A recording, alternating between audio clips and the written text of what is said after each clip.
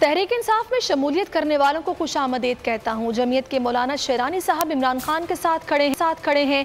कासिम सूरी का योब में खिताब, कहा जुमे के रोज़ कोयटा से लॉन्ग मार्च रवाना होगा इंशाअल्लाह। मुख्तलिफ फजला से होता हुआ आपके तारीखी शहर योब आएंगे। मुझे यकीन है कि योब के गयूर अवाम हकीकी आज़ादी मार्च में शरीक होंगे। तहरीक इंसाफ में शामिल हुए उन सबको मैं पाकिस्तान तहरीक इंसाफ में खुशामदीद कहता हूँ।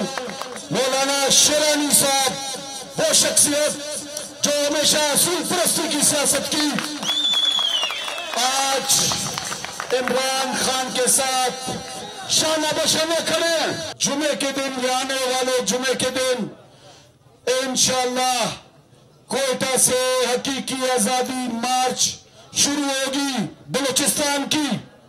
हम इंशाअल्लाह कोयटा से कुशराक और खानोज़ई, कान मेथरज़ई, मुस्लिम बाग, किला से फला से होते हुए आपके इस तारीखी शहर जोब में आएंगे कि जोब के लोग हकीकी आजादी चाहते हैं। जोब के लोग भिखारी नहीं है, जोब के लोग गुलाम नहीं है। कप्तान का हकीकी आजादी मार्च, बोल न्यूज की खुसूसी कवरेज। ये एक फैमिली मार्च है। हकीकी आजादी मार्च जो है जीजी रोड पर रवां दवा है। बोलने की हक और सच की बात। इमरान खान के कंटेनर के करीब फायरिंग का वाकया पेश आया। फायरिंग से जख्मी, अस्पताल मुंतकिल। कातिलाना हमले से किया पर्दा चाक। बोल हमेशा बना आवाम की आवाज।